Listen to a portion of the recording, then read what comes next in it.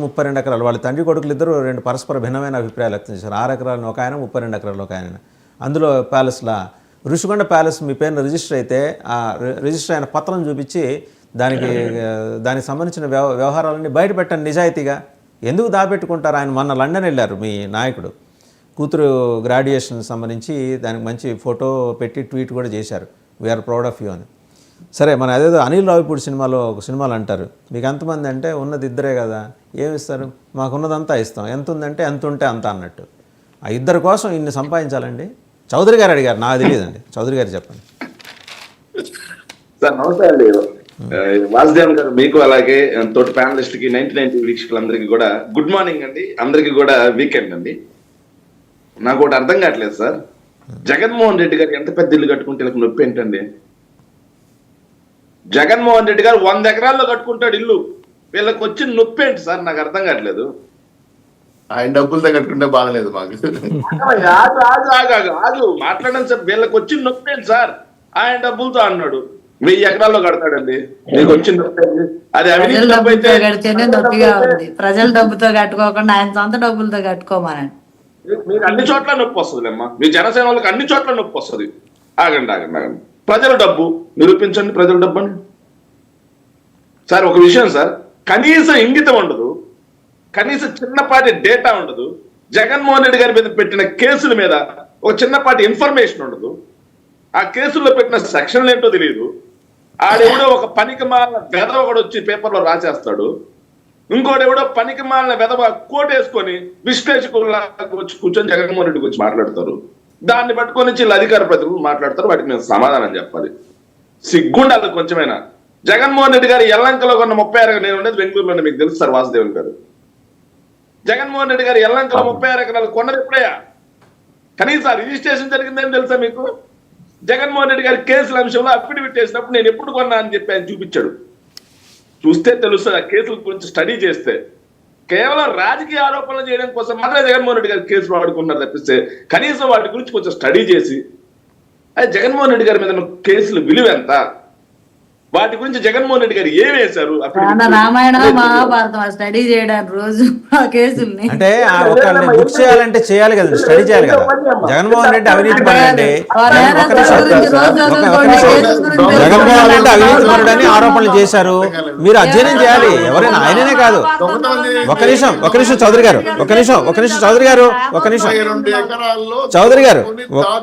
ఒక నిమిషం శివపార్వతి గారు అడిగిన దానికి చెప్తున్నాను. 2004లో చౌదరి గారు ఒక నిమిషం. 2019 సరే, అవన్నీ వస్తారు, ఆయన వస్తారు. శివపార్వతి గారికి ఒక విషయం చెప్తున్నా, ఆయన ఏమన్నా పురాణమా అని అడుగుతున్నారు ఆవిడ. భాగవతమా పురాణమా అని అడుగుతున్నారు. చౌదరి గారు ఒక నిమిషం ఆయన కంప్లీట్ చేయనండి, మళ్ళీ మీ దగ్గరకు వస్తాం. ఆయన కంప్లీట్ చేయనండి.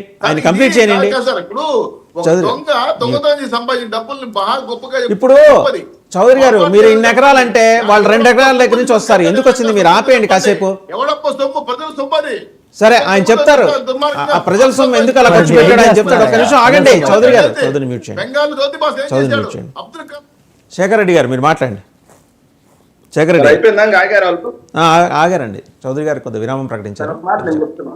సార్, జగన్మోహన్ రెడ్డి గారి కేసు పురాణమా అని చెప్పారు, మరి అలాంటప్పుడు ఎందుకు వచ్చి మాట్లాడుతున్నారు సార్? మాట్లాడే ముందు అవగాహన తెచ్చుకోమంటున్నాం. అంత ఇష్టం లేకపోతే వెళ్ళి అత్తారింటికి దారేది, అజ్ఞాతవాసి, జల్సా ఆ సినిమాలు చూసుకోమన్నాను సార్. మేము వద్దన్నామా? ఎక్కడికి వచ్చి మాట్లాడేటప్పుడు అవగాహన లేకుండా మాట్లాడుతూ ఒప్పుగా అని చెబుతున్నాం. ఇంకో విషయం అండి, తెలియాల్సిన అంశం ఏంటంటే జగన్మోహన్ రెడ్డి గారి మీద అభియోగాలు ఎంత నమోదు చేశారు సార్? అది ఏదైతే జగన్మోహన్ రెడ్డి గారి కేసులు ఏదైతే కట్టినటువంటి సిబిఐ జేడీ జాయింట్ డైరెక్టర్ గా ఉన్నటువంటి జేడీ లక్ష్మీనారాయణ గారు ఎంత కేసులు అభియోగాలు అని చెప్పారు సార్? కేసు దర్యాప్తు చేసిన దర్యాప్తు అధికారి, అయ్యా అది మొత్తం కూడా మేము 1270 కోట్ల రూపాయలకి మేము అభియోగాలు ఉన్నాయి, వాటిల్లో ఆల్రెడీ 1100 కోట్ల రూపాయల అభియోగాలు జగన్మోహన్ రెడ్డి గారికి సంబంధం లేదని వీగిపోయాయి, ఇక మిగిలిండేది 120-130 కోట్ల రూపాయలు, అవి కూడా కోర్టులో ఉన్నాయి అని చెప్పేసి సిబిఐ జాయింట్ డైరెక్టర్ గా పనిచేసినటువంటి లక్ష్మీనారాయణ గారు ఇంటర్వ్యూలో చెప్పిన మాట వాస్తవం కదా? ఆయన మాటతో సంబంధంలా 1,00,000 కోట్లను ఒకడంటాడు, 2 లక్షల కోట్లను ఒకడంటాడు. ఎవడికి నచ్చిన పేరు వాడిది కోర్టులతో సంబంధం ఏంలా జగన్మోహన్ రెడ్డి గారి మీద వ్యక్తిత్వ హననం చేయాలి, బుర్ర చల్లాలి. ఎస్ అంటే భారతీయ చట్టాలు, భారతీయ న్యాయస్థానాలు అంత పనికి మాలిన శివపార్వతి గారి ఆధ్వర్యంలో శివపార్వతి గారు మాట్లాడున్నారు చట్టాలు పనిచేయట్లేదని. అంటే న్యాయమూర్తులు ఆంధ్ర రాష్ట్రంలో కాదండి, భారతదేశంలో పనిచేసినటువంటి న్యాయమూర్తులు, దర్యాప్తు సంస్థల్లో పనిచేసినటువంటి అత్యున్నత స్థాయి అధికారులు, వీళ్ళందరూ కూడా అంత పనికిమాలిన వాళ్ళ, మరి మీ దృష్టిలో చేతకాని వాళ్ళ, చేవలేని వాళ్ళ, చట్టాన్ని రాజ్యాంగాన్ని కాపాడలేని వాళ్ళ. నోరు ఉంది కదా, ఈశ్వరుడు నోరు ఇచ్చాడు కదా, జగన్మోహన్ రెడ్డి గారి మీద 4 మాట్లాడేసేయాలి, బండలేసేయాలి. 7 నెలలైంది అధికారంలోకి వచ్చి. ఈ 7 నెలల్లో మనం ఏం పీకాం, ప్రజలకు మేము ఇచ్చినటువంటి హామీల్లో ఎంత మేరకు నెరవేర్చాం అనేది ఒకరు చూసుకోకుండా రివ్యూ చేసుకోవాల్సిన టైంలో ఏదైతే అమిత్ షా గారు వచ్చారు, మీరు రివ్యూ చేసుకోవాలి, ఏమైనా చేసుకోవాలి. ఏదో రుచికొండ ప్యాలెస్ గురించి మాట్లాడతాను, సిగ్గుందా కొంచెం అన్న? అనుమతులు లేవని చెప్పి ఈరోజు ఆంధ్రజ్యోతి పేపర్లో రాశాడు.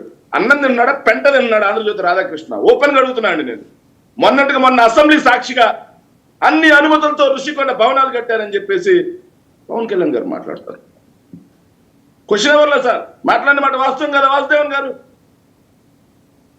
ఆడేమో మంత్రులు అసెంబ్లీలో కూర్చొని అన్ని అనుమతులతో కట్టారని రాస్తారు. ఈ ఆంధ్రజ్యోతి రాధాకృష్ణ పెంట తిన్న వెదవలాగా ఇలా రాస్తాడు. డోంట్ గో పర్సనల్ అండి. మీరు ఏమన్నా మాట్లాడదలుచుకుంటే కథనం గురించి మాట్లాడండి, కథనం గురించి మాట్లాడండి. Don't go personal. మీరు నిలదీయండి, మీరు నిలదీయండి. సార్ ఆయన సెంట్రల్ గవర్నమెంట్ పెనాల్టీ వేసింది సార్, 200 కోట్ల పెనాల్టీ వేసింది సార్.